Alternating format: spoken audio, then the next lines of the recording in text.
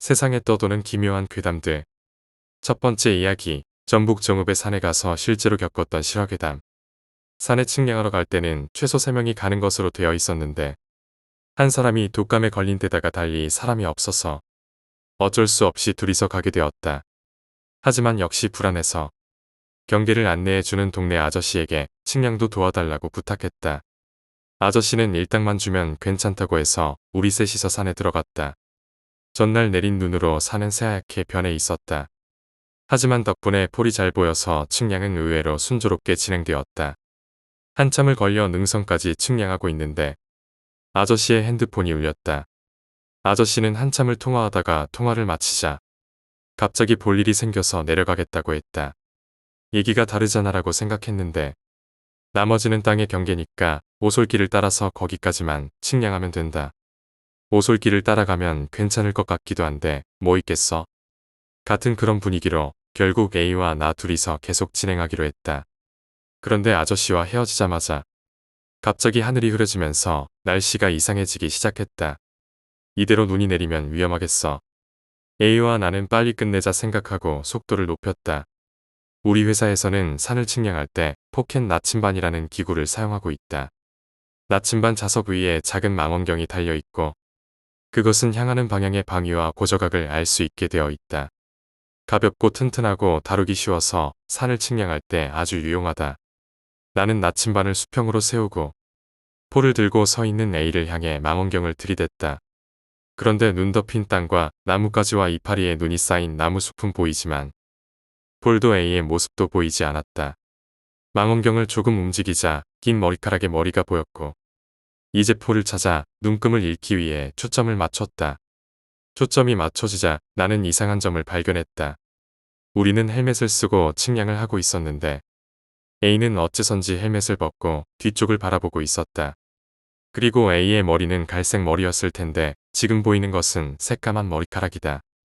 이상하다. 망원경에서 눈을 들어보니 A가 마스크를 쓰고 이쪽을 바라보며 서 있는 모습이 보였다. 그런데 바로 뒤쪽 나무숲 틈새에 사람의 모습이 보인다. 다시 한번 망원경으로 들여다보며 조금 움직여 보았다. 여자가 있었다. 나무에 기대어 뒷짐을 지고 서 있다. 흰 옷을 입고 있었고 검은 머리카락이 어깨를 덮고 있었다. 이런 설산에 왜 여자야?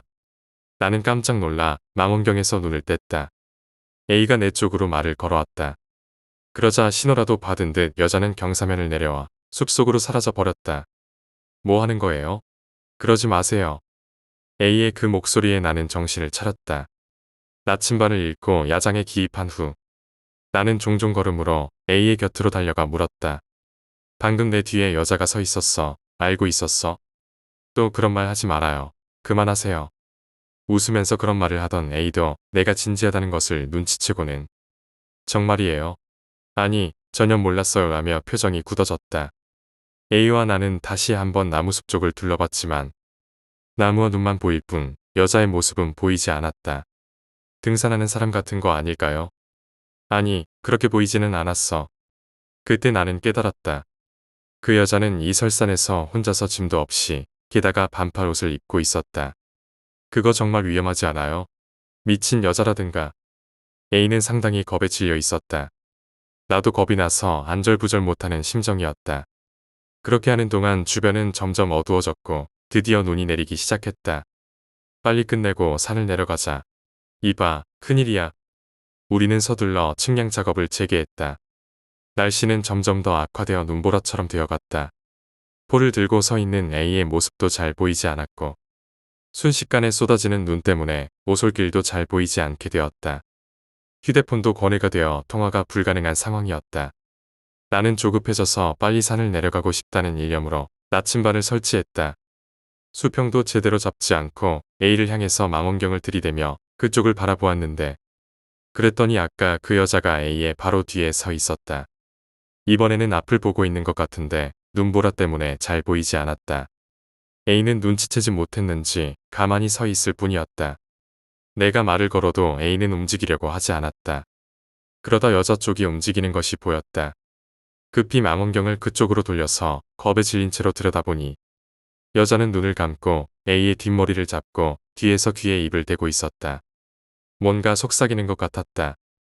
A는 도망치지도 않고 가만히 고개를 숙이고 있었다. 여자는 그런 A에게 계속 속삭이고 있었다. 저는 무서워서 벌벌 떨면서 그 자리에 서 있었다. 그리고 여자는 A의 곁을 떠나 눈 덮인 경사면을 내려가기 시작했다. 그러자 A도 그 뒤를 따라 나무 숲속으로 들어가는 것이 보였다. 뭐 하는 거야? 빨리 돌아와. 하지만 A는 그런 내 목소리를 무시하고 눈보라 속에서 여자의 뒤를 따라갔다. 나는 측량 도구를 던져버리고 뒤를 쫓았다. A는 우왕좌왕하며 숲속을 헤매고 있었다. 위험해. 진짜 조난 당할 거야. 이대로라면 나도 위험하다고 생각했다. 도망치고 싶은 마음이 폭발할 것 같았다. 주변은 눈보라로 새하얗게 변했다. 그래도 어떻게든 A에게 다가갔다. A, 정신 차려. 너 이러다 죽어. 그러자 A가 이쪽을 돌아보았다. A는 멍한 눈으로 엉뚱한 방향을 쳐다보고 있었다. 그리고 전혀 의미도 알 수 없는 말을 외쳤다. 입이 한 번도 본 적이 없을 정도로 크게 벌어졌다. 너무 심하게 벌려서 아래턱이 가슴에 붙을 정도였다. 혀가 늘어져 있고 입 가장자리가 찢어져 피가 나고 있었다. 완전히 턱이 빠진 것처럼 보였다. 그런 모습으로 이번에는 내 쪽으로 다가오는 것이었다. 그게 한계였다. 나는 A도 측량 도구도 모든 것을 버리고 무아지경으로 산을 내려갔다. 차까지 돌아와서 휴대폰이 잡히는 곳까지 달려가서 회사와 경찰에 전화를 걸었다. 곧이어 수색대가 산에 들어갔고 나는 취조를 받았다. 처음에는 그 여자에 대해 어떻게 설명해야 할지 고민했지만 결국 본 그대로 이야기할 수밖에 없었다. 경찰은 담담하게 조서를 작성하고 있었다. 다만 A에게 여자가 무언가를 속삭였다라는 부분은 반복해서 질문했다. 다음 날 시신이 하나 발견되었다. 하얀 여름 옷에 검은 머리. 내가 봤던 그 여자의 특징과 일치했다. 나는 경찰에 불려가서 그때의 상황을 다시 설명해야 했다. 그때 경찰이 그 시신에 대해 여러 가지 이야기를 들려주었다. 그 여자의 신원은 금방 알 수 있었다고 했다. 작년 여름에 수십 킬로미터 떨어진 마을에서 실종된 여자였다고 한다. 다만 왜 그런 산속에 있었는지는 모르겠다는 것이었다. 나는 그때의 일은 이미 잊고 싶었기에 그런 건 상관없다고 생각하며 듣고 있었다. 하지만 한 가지 신경 쓰이는 점이 있었다. 여자의 시신을 살펴보니 두 눈이 심하게 손상되어 있었다고 했다. 나는 A 녀석이 그런 짓을 했나 싶었지만 아무래도 아닌 것 같았고 그 상처는 꽤 오래전부터 있었던 것 같았다. 눈은 전혀 보이지 않았을 텐데. 경찰이 그렇게 말했다. 결국 A의 행방은 지금도 알 수 없다. 남겨진 가족들을 생각하면 A가 살아있었으면 좋겠다는 생각이 들긴 하지만 그때의 일을 떠올리면 솔직히 나는 더 이상 A를 만나고 싶지 않다. 다만 왠지 모를 불길한 예감이 들어 지난주에 머리를 자르고 삭발로 바꿨다. 두 번째 이야기, 자장가. 이제 꺼내놔도 될 것 같다는 생각에 결혼을 앞두고 이야기해보려 한다. 우리 집안에는 대대로 전해지는 자장가가 있다. 들은 사람이 악몽을 꾸게 되는 자장가다. 무슨 말인지 잘 이해가 안 가겠지. 시의 가락을 붙인 느낌으로 라디오 체조 정도의 짧은 노래다. 어찌되었든 무척 독특한 노래다. 대대로 집안 사람들만 알고 있는 노래다. 전국시대 우리 집안이 섬기던 영주를 죽인 무사의 집에 들어가 이모가 된 뒤 후계자를 죽였다는 애매한 전설도 따라붙어 있다. 사실 믿기 힘든 이야기지만 부모님이 자장가를 불러줄 거야 라고 겁을 주면 울 정도로 어릴 때는 정말 무서웠었다. 내기는 대학에 들어온 뒤 25살이 될 때까지 4년 정도 사귄 남자친구가 있었다. 프로포즈를 받고 상견례까지 마친 뒤 남자친구가 바람을 피우던 게 들통났다. 게다가 그걸 들켜놓고서는 가짜는 개그로 얼버무리려 들었다. 그 무렵에는 반쯤 동거하고 있다시피 했기에 대충 얼버무리고 술에 취해 잠든 그를 보니 울분이 치밀어 올랐다. 나는 처음으로 그 자장가를 내 입에 담았다. 3번 정도 되풀이했을 것이다. 그랬더니 남자친구가 갑자기 눈을 딱 뜨더니 그 자리에서 막 토하기 시작했다. 깜짝 놀랐지만 토하고 나서 또 토투성이 이불에서 꾸벅꾸벅 졸기 시작하길래 그냥 버리고 돌아왔다. 자장가 때문인지 술 때문인지 그때는 분간도 되지 않았고 그 후 상대쪽 부모님에게 위자료도 받고 제대로 헤어졌다. 그의 친구에게 근황을 전해 들었는데 악몽을 매일 꾸고 있다고 한다. 자신이 죽어서 썩어가는 꿈만 계속 말이다. 밥도 제대로 못 먹고 순식간에 야위었다고 한다. 게다가 1년 정도 지나자 회사를 그만두고 입원 치료를 받게 되는 지경에까지 이르렀다고 한다. 나는 그 이후 고향으로 내려왔기에 그가 어떻게 되었는지는 모른다. 자장가 때문이었는지 아니면 다른 이유가 있는지는 모르겠다. 지금은 최대한 그 노래 생각을 하지 않으려 노력하고 있다. 그것 때문이라고 생각하면 너무 무서우니까. 세 번째 이야기, 살려주세요. 제발 이렇게 부탁드립니다. 저 좀 살려주십시오. 남자는 마치 교수대 앞에 선 사형수처럼 절실하게 엎드려 빌었다. 제발, 한 번만 어떻게 안 되겠습니까? 돈이라면 얼마든지 드리겠습니다. 남자는 그렇게 말하며 묵직한 검은 가방을 열어 꽉 들어찬 지폐다발을 보여주었다. 나는 그런 돈 가방을 한 번 힐끔. 그리고 남자의 뒤에 딸려있는 망령을 흘끗 쳐다보았다. 입이 꿰매진 채로 남자를 노려보고 있는 그 영은 한눈에 봐도 헤아릴 수 없을 만큼의 원한과 귀기를 내뿜고 있었다. 잘려나간 손발에선 아직도 시뻘건 피가 뚝뚝 흐르고 벌거벗은 몸 곳곳엔 그가 생전 겪었을 처절한 고통의 증거가 분명하게 아로새겨져 있었다. 하라면 못할 것도 아니지만 아무래도 망령의 원한이 너무 깊어서 말이지. 죄송합니다. 한순간의 감정에 휘둘려서. 하지만 지금은 무척이나 반성하고 후회하고 있습니다. 나는 그런 남자의 이야기를 들으며 이제는 나를 노려보는 망령과 가득 찬 가방의 무게를 저울질해 보았다. 이내 셈을 마친 나는 묵직한 가방에 손을 얹고 절실한 표정으로 나를 바라보고 있는 남자에게 말했다. 좋네, 구슬해주지. 별당으로 가세. 감사합니다. 정말 감사합니다. 굿은 순조롭게 진행되어 망령은 무사히 저승으로 돌아갔다.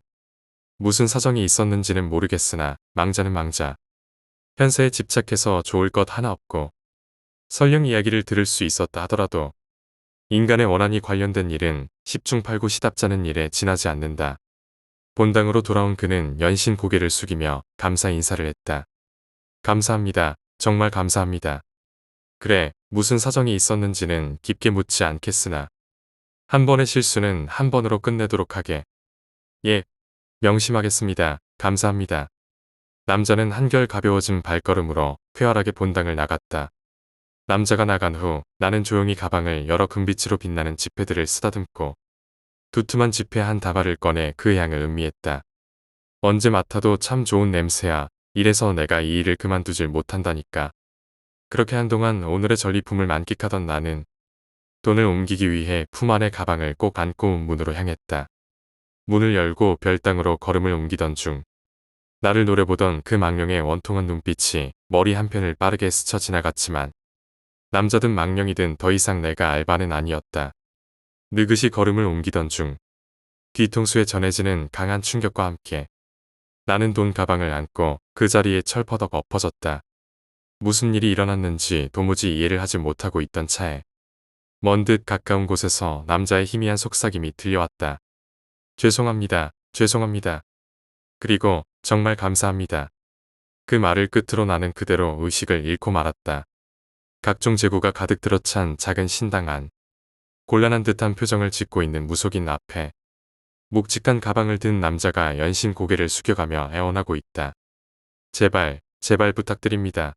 돈이라면 얼마든지 드릴 테니. 네 번째 이야기, 거울. 뒤가 너무 무서워라고 K가 갑자기 말을 꺼냈기에 나는 깜짝 놀라 차를 쏟고 말았다. 무섭다니, 뭐가 말이야? 나는 반쯤 웃으면서 되물었다.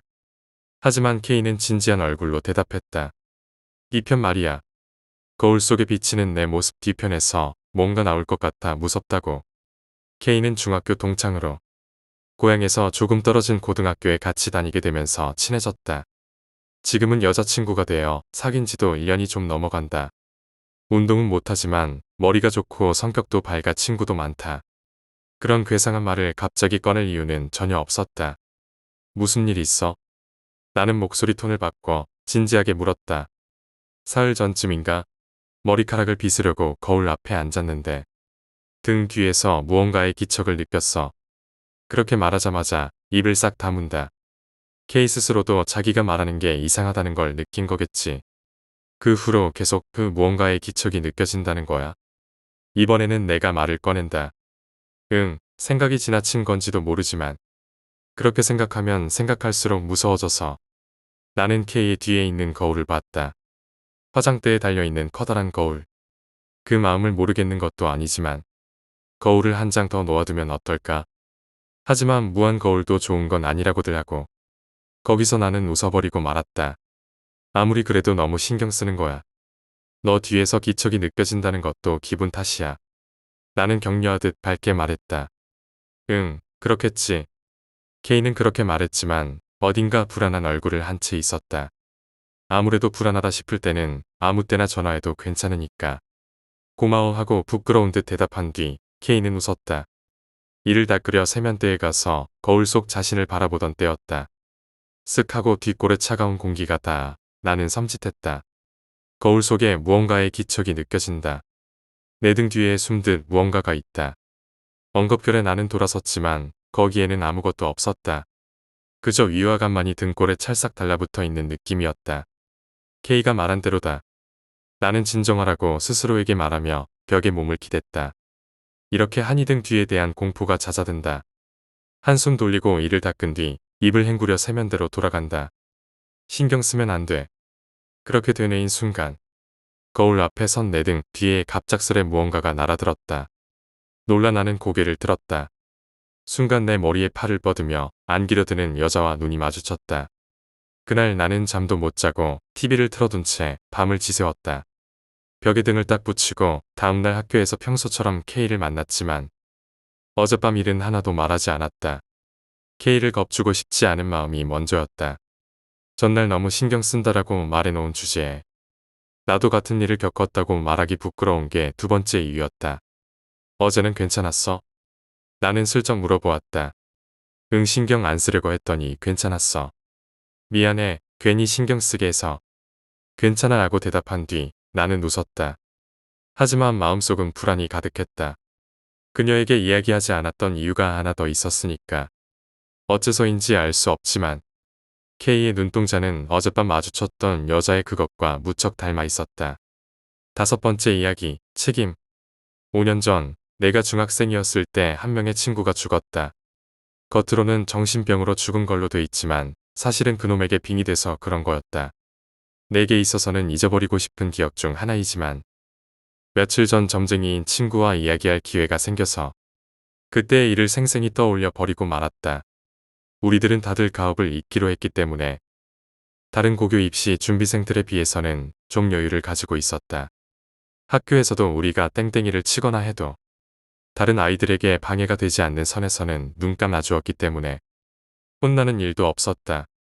어느 날 친구 A와 B가 근처에 있는 저택에 관한 얘기를 하더라고. 신축한 지 얼마 되지도 않은 집인데 주인이 목을 메고 자살을 해서 가족들은 이사를 가고 빈집이 되었다는 거였다. 땡땡이를 친 뒤에 아지트를 찾고 있던 우리들은 거기라면 술이나 담배도 마음껏 마시고 필 수 있겠다 생각해서 다음날 바로 점심시간부터 학교를 땡땡이 치고 갔다. 밖에서는 전혀 빈집으로 보이지 않는 너무나 멋진 저택이었다.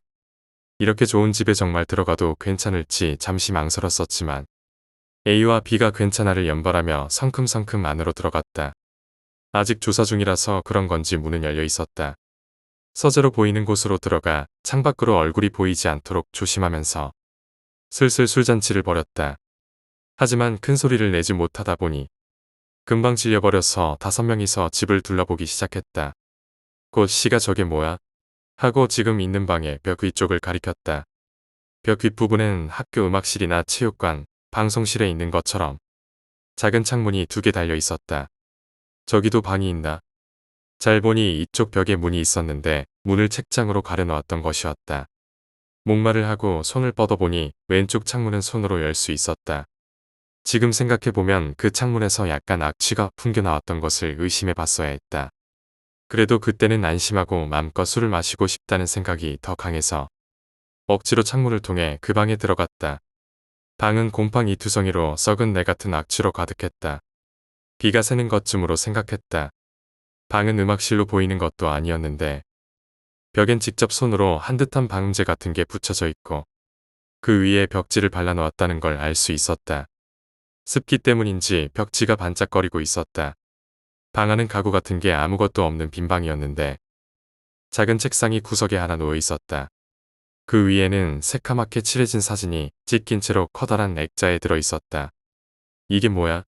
기분 나빠라며 A가 사진을 손에 쥐고 들어올리는 순간 액자에서 종이 한 장이 떨어지고 그 속에서 묶어놓은 머리카락 다발이 나왔다. 그 종이는 부적이었다.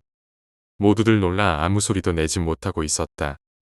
얼굴이 창백해진 A를 보고 B가 빨리 나가자며 도망치듯 창문으로 올라가는데 그때 저쪽에 벽지가 전부 확 벗겨졌다.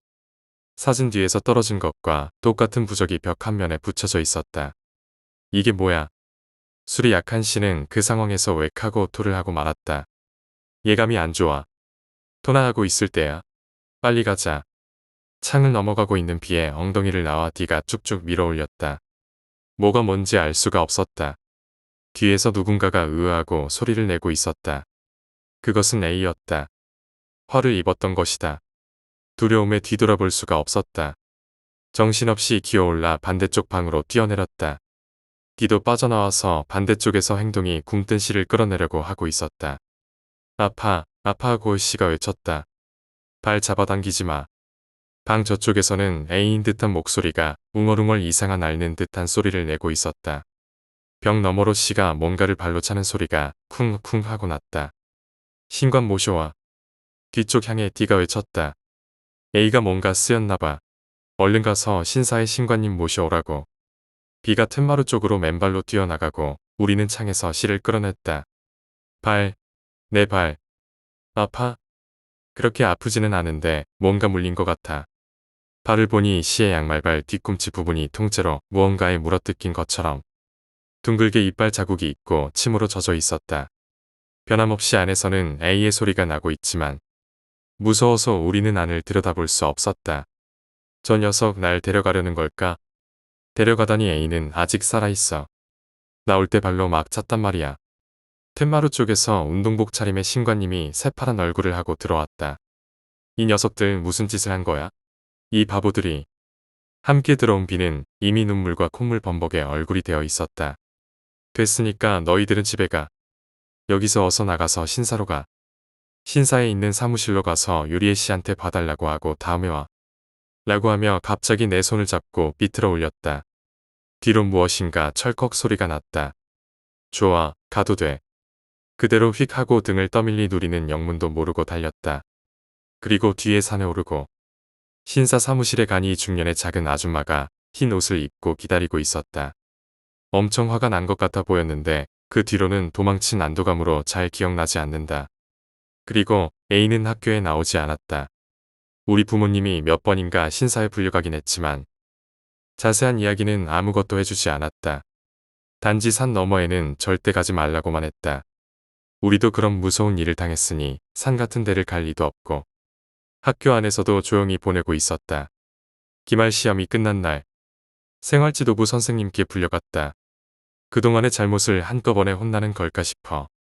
맞을지도 모르겠단 각오로 지도실에 가니 나 말고도 B와 D가 앉아 있었다. 신관님도 와 있었다. 생활지도부 선생님은 없었다. 내가 들어오자마자 신관님이 말하였다. 얘들아, C가 죽었어. 믿을 수 없었다. C가 어제 학교에 나오지 않았다는 것도 그때 알았다. 학교 땡땡이 치고 신사에 묶여있는 A의 상태를 보러 왔었어. 병원에 문병 가는 것도 아니고 위험하다는 걸 잘 알 텐데. 뒤쪽의 창문으로 방 안을 들여다보더니 엄청난 소리를 지르며 넘어져서 달려가 봤을 때는 이미 눈을 하얗게 뜬 채 숨이 멎어 있었어. C가 죽었는데 그런 식으로 말하는 건 좀 아니라고 생각돼서 좀 대들 뻔했는데 신관님은 진지한 눈으로 우리를 보고 있었다. 알겠니? A는 이미 이 세상에 없다고 생각해. C도 절대로 지금부터는 다 잊어라. 그것은 눈이 보이지 않아 자기를 모르는 놈한테는 들러붙지 않아. 그것을 기억하는 놈이 있으면 몇 년 걸려도 그것은 그 녀석에게 간다. 그것이 오면 홀려서 죽는 거야. 그리고 뒤 머리카락은 기르지 말아라. 만약 그것을 만나 도망칠 때 그것은 먼저 머리카락을 잡아당겨. 이렇게 듣고 나니 우리는 무거운 마음으로 진로실을 나왔다. 그때 신관님은 내가 기르고 있던 뒷머리를 가위로 잘랐다. 어떤 주술 정도로 생각했지만 지키지 않을 수 없었다. 집에 가는 길에 바로 이발소에 가서 머리를 빡빡 깎아 버렸다. 졸업하고 가업을 잇는다던 이야기는 그때부터 단념할 수밖에 없었다. 그 후 우리는 서로 다른 지역으로 뿔뿔이 흩어졌고 앞으로 절대로 서로 얼굴 보는 일 없도록 만약 만나더라도 모르는 체해야만 한다. 나는 1년 늦게 인연에 있는 고등학교에 들어갈 수 있었다. 지난 날은 잊은 채 자신의 생활에 몰두했다. 머리카락은 짧게 잘랐다. 이발소에서 빡빡 머리를 부탁할 때 나는 신관님의 이야기가 생각났다. 오늘 올지 내일 올지 하다 보니 어느새 긴 3년이 지났다. 그 후 한 번 더 재수를 하고 다른 현해대학에 들어갈 수 있었다. 그러다 조금 마음을 놓고 추석에 귀성한 것이 그게 잘못이었다. 원래 나는 할아버지와 함께 살았는데 할아버지는 그해 신정 때 돌아가셨다. 갑작스러운 일이었지만 부모님도 적어도 고인이 처음 맞는 첫 제사 정도는 집에 오라고 전화로 말했다. 그래선 안 되는 것이었다. 역의 매점에서 신문을 사려고 갔는데 중학생 때의 여자친구가 판매원이었다. 그녀는 나를 보더니 엉엉 울기 시작하고 D와 D가 죽었다는 것을 알려줬다. B는 졸업 후 얼마 안 돼서 하숙집에 자기 방에서 두문 불출하고 목을 맸다고 한다. 방은 덧문과 커튼을 닫아놓고 온 방 안에 문이란 문을 다 봉인한 채 한술 더 떠 자신의 머리카락을 그 위에 한 가닥 한 가닥 꼼꼼하게 붙여놓았다는 것이다. 나부로 자신의 귀와 눈꺼풀을 꿰매려고 한 자국이 있었지만 끝까지 하지 못하고 자살했다고 하는 이야기였다. D는 17살 여름에 시코쿠까지 도망쳤다고 하는데 마치 야마의 근교의 마을에서 팬티 한 장만 입고 희쭉희쭉 웃으며 걷고 있는 것이 발견되었다고 한다. D의 후두부는 쥐가 파먹은 것처럼 머리카락이 뽑혀 있었단다. D의 눈꺼풀은 절대 감을 수 없도록 스스로 칼로 잘라내려고 한 자국이 있었다고 한다. 이때만큼 중학생 시절에 인간관계를 저주했던 적이 없었다. B와 D의 말로 같은 건 지금 나에게는 아무래도 좋은 이야기였다. 즉, 그것을 기억하고 있는 것은 나 혼자밖에 남지 않았다는 얘기가 되는 것이다. 집에 돌아오니 집에는 아무도 없었다. 나중에야 알게 된 것이지만 우리 고향은 불길한 일이 있었던 집에서는 고인을 처음 맞는 제사는 나라에 있는 절에서 지내는 풍습이 있었다. 나는 끌려온 것이었다. 그리고 3일. 나는 39도 이상의 열이 계속되어 집에서 드러누워 있을 수밖에 없었다. 이때 나는 죽음을 각오했다. 이불을 깔아놓고 흰 옷을 입고 누워 물을 마시면서 자고 있었다. 3일째 새벽의 밤. 꿈에 A가 보였다. A는 뼈와 가죽밖에 남지 않은 모습이 되어 거무스름해졌었고 눈은 흰자위뿐이었다. 너 한 명 남았네. 응. 너도 여기에 와. 싫어. 시가 보고 싶어해. 싫다고. 내가 안 오면 시는 매일 괴롭힘을 당해. 거꾸로 매달려서 양말을 입에 물린 채로 얻어맞는다고. 불쌍하잖아. 거짓말하지 마. 지옥이 그렇게 만만할 리가 없어. 지옥인가? 지옥이란 건 말이야. 거기서 눈이 떠졌다. 내가 숨 쉴 때마다 목에서 히익 소리가 나고 있었다. 머리맡을 보자 할아버지의 위패에 금이 가 있었다. 나는 생각해봤다. 그것의 이야기를 나 말고도 많은 사람에게 이야기하면 그것이 나를 찾아내서 내가 빙이 될 확률은 낮아지는 것이 아닐까? 6번째 이야기, 시골의 할아버지 댁. 시골 할아버지 댁에 다녀오는 길이었다. 역에 도착하니 기차 시간이 많이 남아 있었다. 알고 지내던 역장과 이야기를 나누고 있는데 40세 정도의 음침한 분위기를 지닌 남자가 들어왔다. 역장에 의하면 남자는 최근 일어난 사건의 주인공이라고 한다.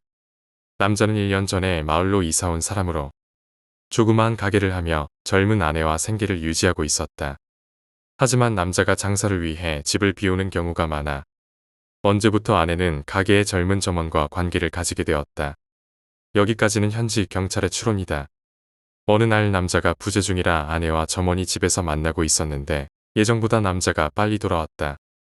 당황한 둘은 목재 창고에 숨었는데 남자는 눈치채지 못하고 창고 문을 잠갔다. 둘은 숨어 있는 걸 포기하고 문을 두드렸지만 남자는 귀가 전혀 들리지 않았기에 그대로 가버렸다. 결국 둘은 창고에서 나오지 못했고 일주일 후 문을 열었을 때 두 사람 모두 죽어 있었다. 격렬하게 문을 두드렸기 때문에 두 명의 양손은 상처투성이었다고 한다. 이른 불행한 사고로 결론 났지만 나쁜 소문이 끊이지 않아 결국 남자는 마을을 나가게 되었다고 한다. 오후 3시 어느새 기차가 도착할 시간이 되었다.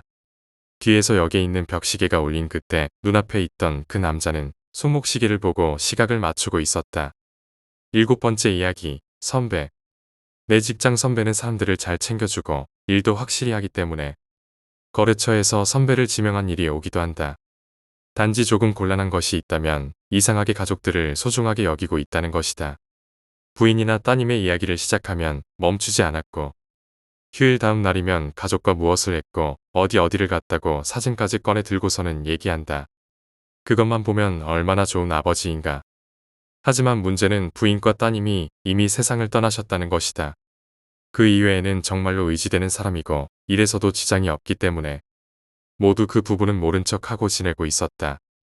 그리고 언젠가의 막년회에서의 일이다. 그 해는 상당히 큰 일을 성공했어서 막년회가 제법 호화로웠다. 선배도 평소와는 다르게 매우 기분이 좋아 보였고 평소처럼 하지 않던 과음을 했다. 막년회가 끝날 무렵에는 똑바로 걷기는커녕 의자에 앉아있기도 힘들 정도였다. 그런 상태니까 혼자서는 보낼 수가 없었는데도 선배는 가족이 기다리고 있으니까라고 하면서 말을 듣지 않았다. 사장 명령으로 어쩔 수 없이 나와 동료 한 사람이 집에 바래다주게 되었다. 동료는 술을 마시지 못해서 차를 가지고 왔었기 때문에 그 차로 선배의 집까지 가게 되었다. 선배는 누가 보더라도 취해서 골아떨어져 있었는데 언제 포장을 부탁했던 것인지 그것을 품에 꼭 안고 있었던 것을 기억한다. 선배의 집에 도착하니 당연한 얘기지만 집안은 깜깜했다. 어느 정도 정신이 든 선배는 벌써 자고 있네라며 웃었다. 들어가서 차 한잔하고 가라는 것을 밤이 늦었다고 거절했다. 우당탕탕 거리면서 달칵 현관이 열렸다. 아니 이게 무슨 소리인가. 아무도 없어야 할 집인데 도대체 뭐가 소리를 내어 뛰어오고 문을 열어준단 말인가. 물론 우리는 아무 말 없이 그 장면을 지켜보고 있었다. 깜깜한 집으로 들어가는 선배에게 우리는 인사를 하고 차에 올라탔다. 차 안에서 덜덜 떨고 있는 우리들. 저기 선배는 뭐랑 살고 있는 거야? 이 선배는 집에 동물 같은 건 키우지 않는다. 지금도 선배는 가끔 아무것도 찍히지 않는 사진을 우리에게 보여주며 해맑게 웃는다. 8번째 이야기, 의문의 상자. G현 H시에 있는 마을에 어떤 가족이 살고 있었다.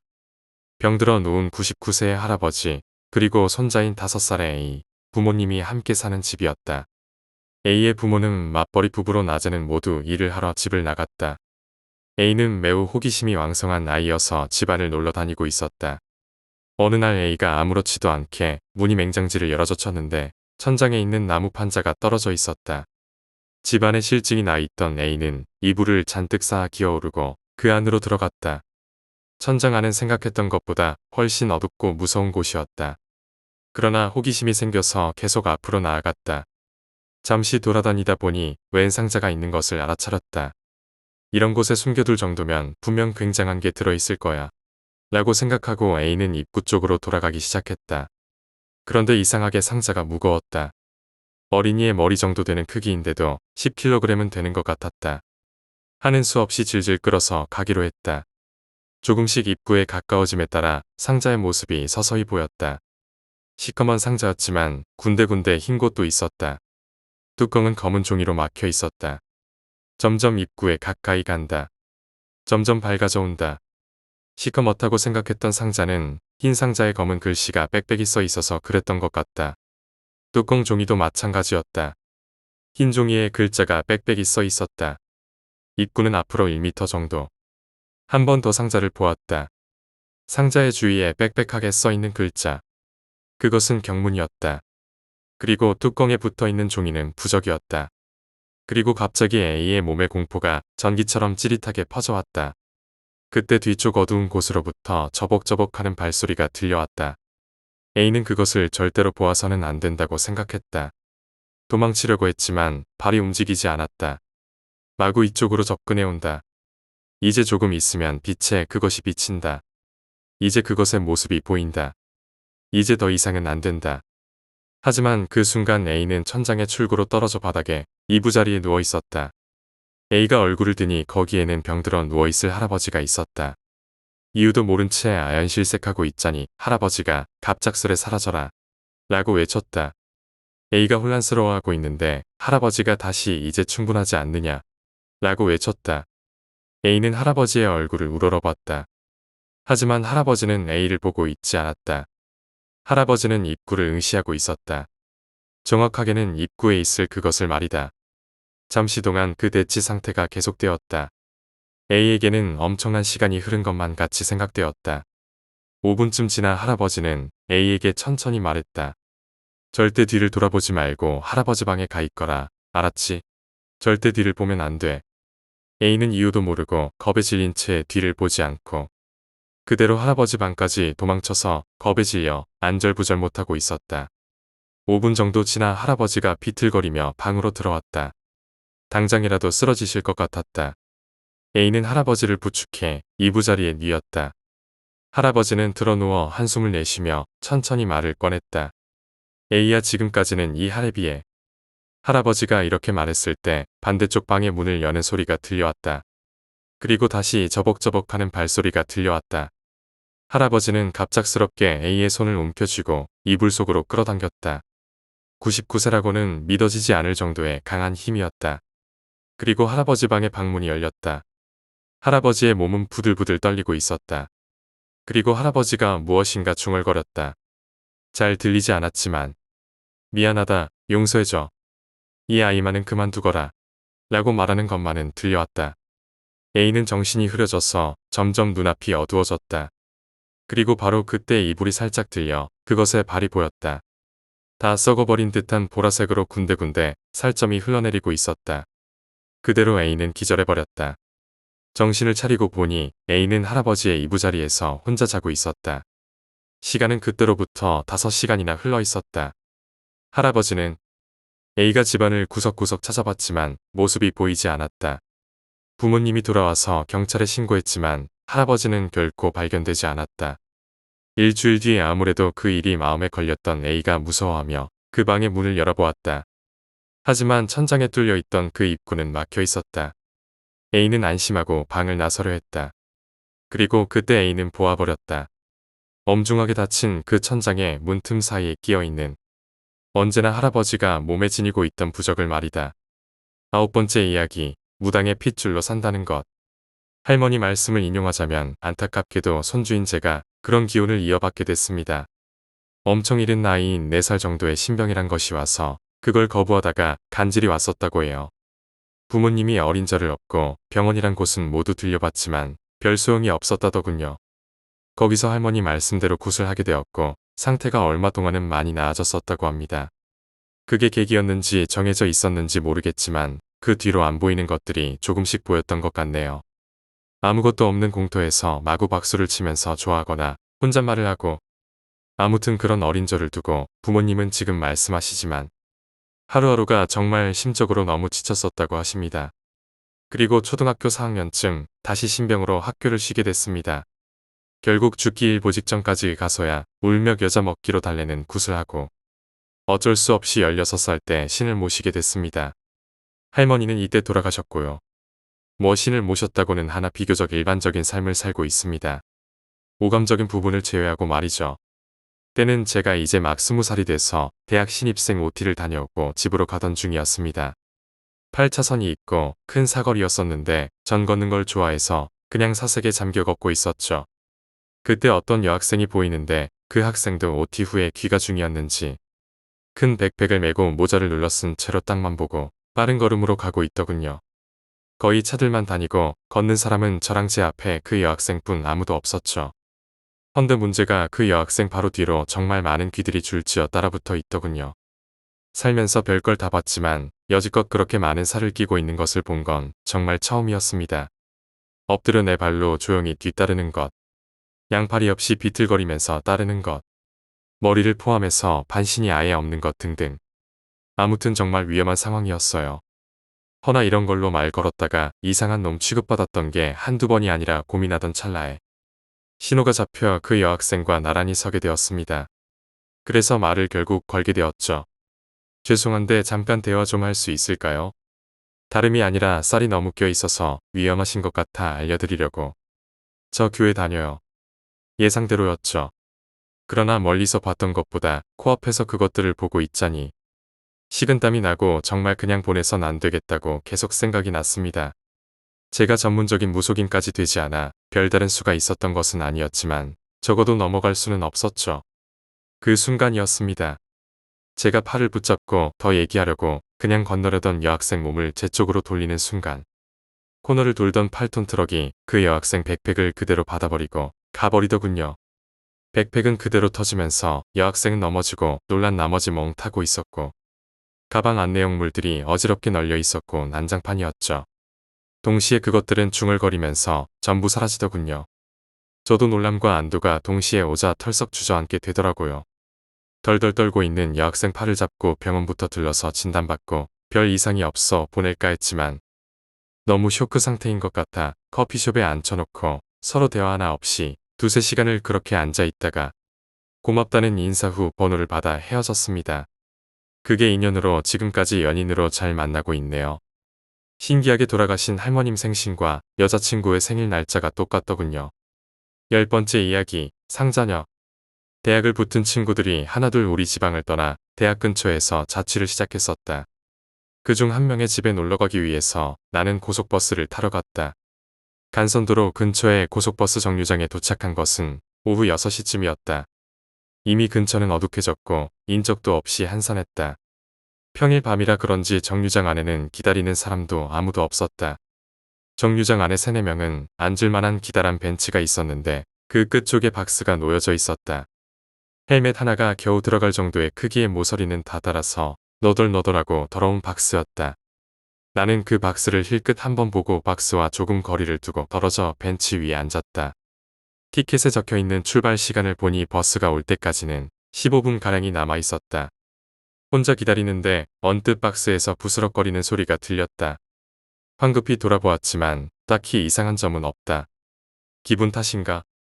다시 티켓으로 눈을 돌렸다. 저기요. 그러자 이번엔 확실히 들렸다. 그것도 여자의 목소리였다. 당연한 말이지만 이 크기의 상자에 사람이 들어갈 리가 만무하다. 여차하면 도망갈 준비를 하고 박스를 쳐다보았다. 안녕하세요. 어느 쪽으로 가세요? 여자의 목소리. 혼란스러운 가운데 나는 생각을 재빠르게 정리했다. 박스 안에 누군가 스피커를 넣어두고 어딘가에서 지켜보며 장난치는 게 아닐까? 그렇다면 장단을 맞춰주지. 안녕하세요. 저는 종점까지 가는데요. 그러시구나. 우연이네요. 저도 종점까지 가요. 사실은 나쁜 사람한테 당해서 이 상자 안에 있게 되었거든요. 살해당해서 목만 들어가 있다는 설정인가? 그러세요? 그거 참 큰일이네요. 그럼 버스 오면 제가 버스 안까지 옮겨드릴게요. 정말요? 진짜 감사드려요. 꼭 부탁드릴게요. 이렇게 박스에 속아 넘어가는 척 대화를 지속했다. 어디선가 이상한 악취가 나기 시작했다. 나는 여기저기 둘러보다가 박스 주위에서 그 악취가 심해진다는 것을 깨달았다. 자세히 살펴보니 박스 끄트머리에서 거무스름한 액체가 새어나오고 있었다. 줄줄 새어나오던 그 액체는 점차 뚝뚝 벤치를 타고 흘러넘쳤다. 장난치는데도 정도가 있지. 이건 너무 심하잖아. 냄새는 점점 견딜 수 없을 만큼 심해졌다. 더 이상 상대하고 싶지 않았던 나는 짐을 전부 챙겨 자리를 뜨려 했다. 박스는 갑자기 소리를 지르기 시작했다. 장난이 아니야. 아니라고. 도망가지 마. 버스에 실어주기로 했잖아. 약속했잖아. 무시하고 나가려는 내 옷을 누군가 붙잡았다. 정류장 안에는 나밖에 없었고 내 뒤에 있는 것은 오로지 박스뿐이다. 설마. 나는 천천히 돌아보았다. 내 뒤에는 믿을 수 없는 광경이 펼쳐져 있었다. 어떻게 봐도 사람이 들어가기란 불가능해 보이는 그 박스 안에서 사람 손이 나와 내 옷을 잡고 있었다. 그리고 나는 내용물과 눈이 마주쳤다. 그 후로는 기억이 없다. 정신이 들고 보니 나는 그 박스를 양손으로 고이 든 채 버스 안에 있었다. 악취가 나는 액체로 범벅이었던 그 상자는 흔적도 없이 깨끗했다.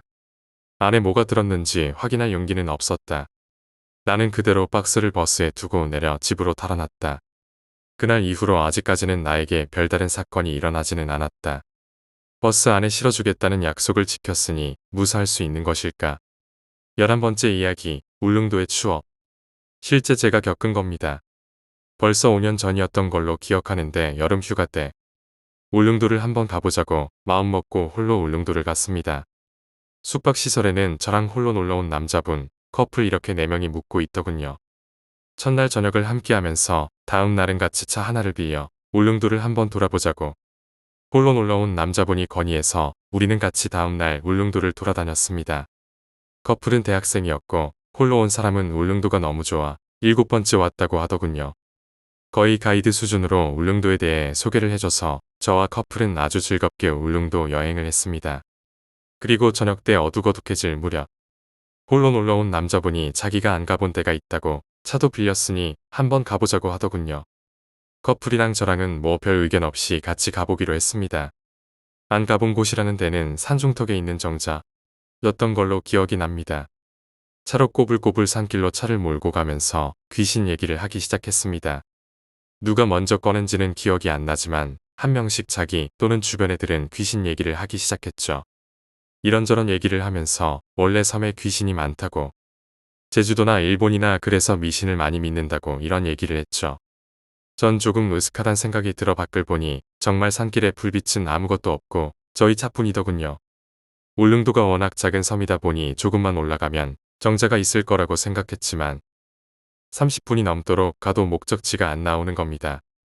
홀로 놀러온 남자분이 이상하다, 이 정도 왔으면 나와야 하는데 라며 자기도 초행길이라 못 찾겠다고 하더군요. 커플이랑 저는 너무 어둡고 산길이 위험하니 돌아가자고 했습니다. 그래서 차를 돌리려는 순간 갑자기 시동이 꺼지는 겁니다. 운전자나 저나 커플이랑 왜 이러지? 계속 시동을 키려고 해도 소리만 날 뿐 아무런 작동이 안 되는 겁니다. 그러면서 천천히 뒤로 차가 밀렸습니다.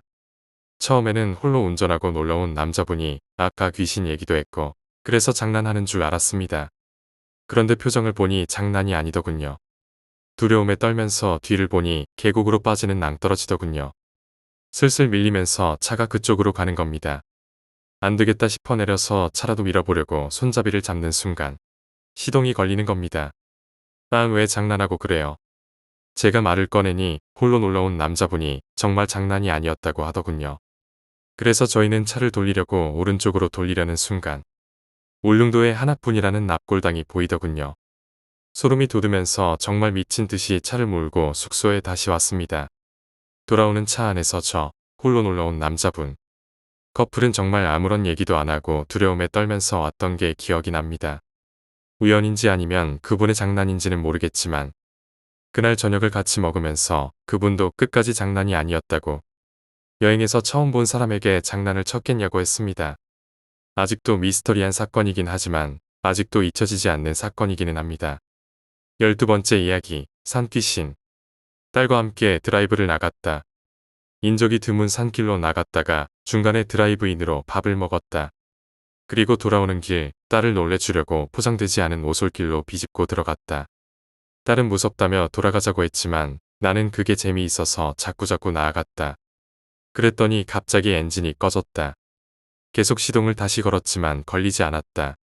산속이라 휴대폰도 터지지 않았고 자동차 정비 지식도 없었기에 나와 딸은 어쩔 줄을 몰랐다. 밥을 먹은 드라이브인 식당도 걸어서는 몇 시간 거리.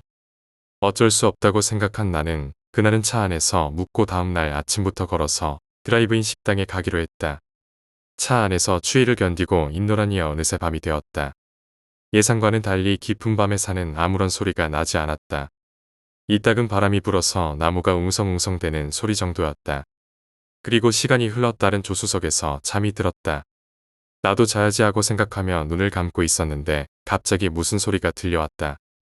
지금 생각해도 기분 나쁜 소리다. 뜻을 알 수 없는 그 소리는 몇 번이나 반복되었다. 처음에는 잘못 들었다 싶어서 눈을 감고 있었는데 소리가 점점 가까워지는 통에 견딜 수 없어져서 눈을 떴다.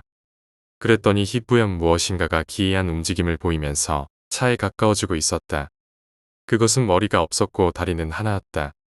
그 녀석은 비유하자면 양손을 크게 휘둘러서 그 반동으로 몸 전체를 흔들며 이쪽으로 향하고 있었다. 너무나 무서워서 소리를 지르고 싶었지만 왠지 그때는 옆에서 자고 있는 딸을 깨우면 안 된다라는 생각에 소리를 지를 수도 도망칠 수도 없었다. 그 녀석은 자꾸자꾸 차에 가까워지더니 그냥 차 옆을 통과하는 듯 했다. 통과하는 동안에도 텐쏘 맷 하는 소리가 쭉 들렸다. 소리가 멀어지고 뒤를 되돌아봐도 그 녀석의 모습이 안 보였으니까 안심하고 딸 쪽을 보노라니 그 녀석이 조수석 창밖에 있었다. 가까이서 보니 머리가 없다고 생각했었는데 가슴 근처에 얼굴이 붙어 있었다. 놈은 다시 생각하고 싶지도 않은 무서운 얼굴로 실실 웃고 있다. 나는 무서움을 참고 딸 쪽으로 다가온 놈에 대한 분노도 끌어올라 이놈 하고 소리쳤다. 외치자마자 그 녀석은 사라지고 딸이 깨어났다. 나의 고함 소리에 놀라 깨어났나 싶어서 딸에게 사과하려고 하자 딸이 들어왔다고 중얼중얼 말하고 있었다. 위험하다고 생각해 어떻게든 이 장소를 떠나려고 시동을 다시 한번 걸었다. 다행히 시동이 걸렸다. 서둘러서 온 길을 되돌아갔다. 딸은 옆에서 아직도 중얼거리고 있었다. 빨리 사람이 있는 곳에 가고 싶어서 차를 몰았다.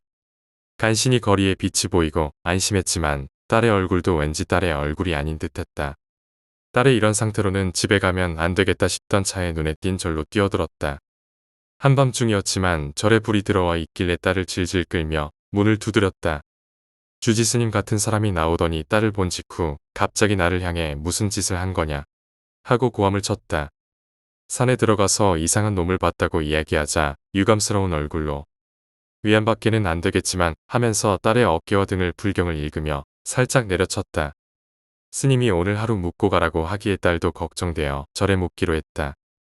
스님이 말씀하시길 딸은 야마노케라는 산귀신에 홀린 것이고 49일간 이 상태가 계속된다면 평생 그대로 제정신이 돌아오지 않는다는 것이었다.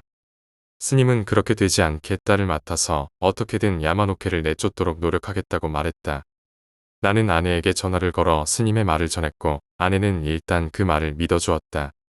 스님의 말에 따르면 이대로 집에 돌아가면 아내에게도 그 산귀신이 붙어서 빙이 된다는 것이었다. 야마노케는 여자에게 빙이 되어 사는 귀신으로 완전히 야마노케를 뿌리 뽑기 전에는 아내도 딸을 만날 수 없다는 것이었다. 일주일이 지났지만 딸은 아직 절에 있다. 매일 상태를 보러 가고 있지만 더 이상 딸이 아닌 것 같다. 희죽희죽 웃고 정말 도저히 뭐라 말할 수 없는 눈초리로 나를 쳐다본다. 다시 원래의 딸로 제발 돌아왔으면 좋겠다. 절대로 장난으로 깊은 산에 들어가지 말아라. 13번째 이야기, 깊은 숲의 비밀. 나는 숲속의 작은 마을에서 자랐다. 이 마을은 평화롭고 조용한 곳이었지만 하나의 금기가 있었다. 마을의 서쪽에 있는 깊은 숲으로 들어가서는 안 된다는 것이었다. 어린 시절부터 마을 어른들은 우리에게 숲의 위험성을 강조하며 그곳에 들어가지 말라고 경고했다. 하지만 어린 마음의 금기는 더욱 강한 호기심을 자극했다.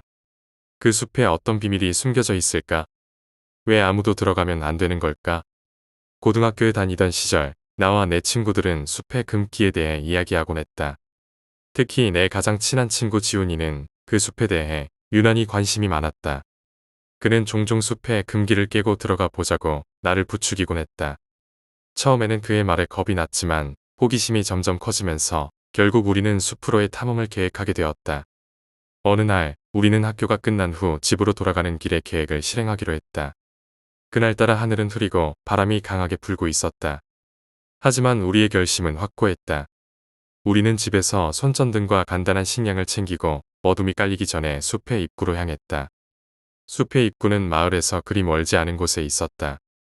입구에는 출입금지라는 표지판이 세워져 있었지만 우리는 이를 무시하고 숲속으로 발을 들여놓았다. 처음에는 그저 평범한 숲처럼 보였다. 하지만 조금 더 깊이 들어가자 분위기는 점점 음산해졌다. 나무들은 더 빽빽해지고 햇빛은 거의 들어오지 않았다. 바람 소리와 함께 들리는 이상한 소리들이 우리를 긴장하게 만들었다. 우리가 숲속을 걷기 시작한 지 1시간쯤 지났을 때 우리는 길을 잃었다는 것을 깨달았다. 지훈이는 자신있게 우리가 가야 할 방향을 알고 있다고 주장했지만 나는 점점 불안해졌다. 우리가 걸어온 길을 되돌아갈 수 없다는 생각에 마음이 조급해졌다. 하지만 지훈이는 계속해서 앞으로 나아가자고 나를 설득했다. 더 깊이 들어갈수록 우리는 이상한 현상들을 경험하기 시작했다. 어디선가 들려오는 낮고 울부짖는 소리, 갑자기 차가워지는 공기, 나뭇가지 사이로 스쳐가는 그림자들.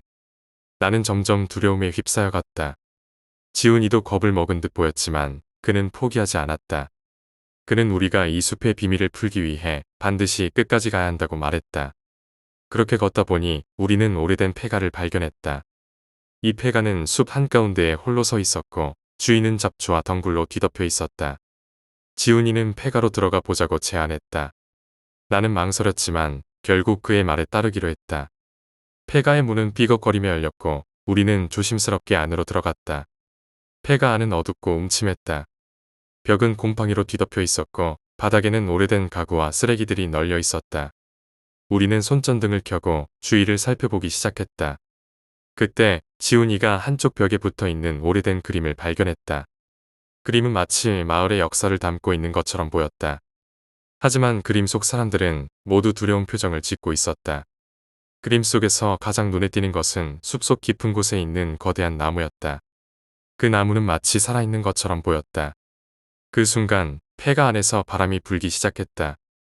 창문이 흔들리고 벽이 갈라지는 소리가 들렸다.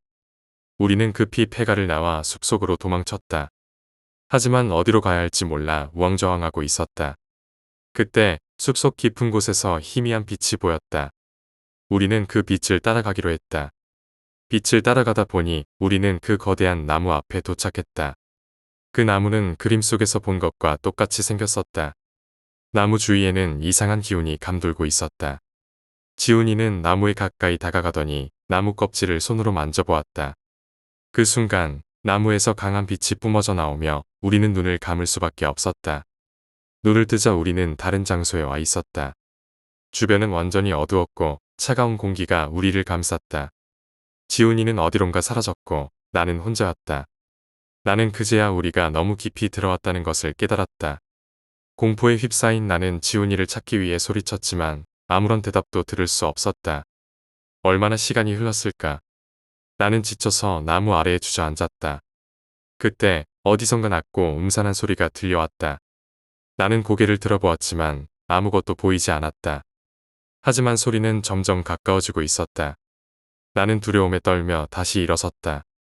그 순간 눈앞에 한 여자가 나타났다. 그녀는 흰 옷을 입고 있었고 얼굴은 창백했다. 나는 그녀를 보고 깜짝 놀라 뒤로 물러섰다. 하지만 그녀는 나를 향해 손을 뻗으며 다가왔다. 나는 그 자리에서 움직일 수가 없었다. 그녀가 나를 향해 다가오더니 조용히 말했다. 이곳에서 나가고 싶다면 너희가 왜 이곳에 왔는지를 알아야 한다. 나는 그녀의 말을 이해할 수 없었다. 하지만 그녀는 계속해서 말했다. 너희는 이곳의 비밀을 풀기 위해 왔다. 이 나무는 이 숲의 중심이며 마을의 비밀을 담고 있다. 하지만 너희가 찾으려는 것은 단순한 호기심이 아니라 진정한 용기와 지혜가 필요하다. 그녀의 말이 끝나자마자 나는 눈앞이 흐려지며 다시 원래의 숲으로 돌아왔다. 하지만 이번에는 나 혼자가 아니었다. 지훈이도 함께 있었다. 그는 나를 보더니 안도의 한숨을 내쉬었다.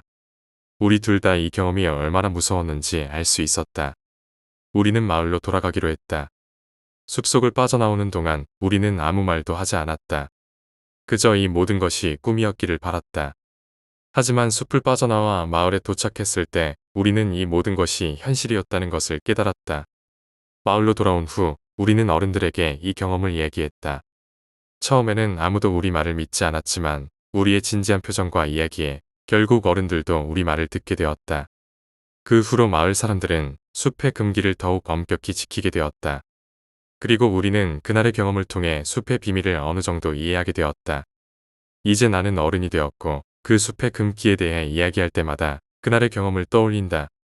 그리고 아이들에게 숲의 위험성을 경고하며 호기심이 강해도 항상 신중해야 한다는 것을 가르친다.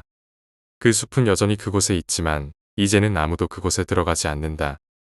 우리는 숲의 비밀을 알고 있지만 그 비밀은 그곳에 머물도록 내버려두는 것이 가장 좋다는 것을 깨달았기 때문이다. 그날의 경험은 나와 지훈이에게 평생 잊지 못할 기억으로 남았다. 우리는 서로에게 그날의 일을 이야기하며 그 숲의 비밀을 지키기로 했다.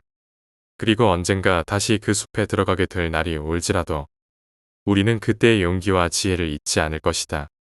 숲은 여전히 그곳에 있다. 그리고 그 숲의 깊은 곳에는 우리가 알지 못하는 더 많은 비밀이 숨어 있을지도 모른다. 하지만 우리는 그 비밀을 풀기 위해서가 아니라 그저 숲의 아름다움과 평화를 지키기 위해 살아가기로 했다. 그것이 우리가 숲에서 배운 가장 중요한 교훈이었다.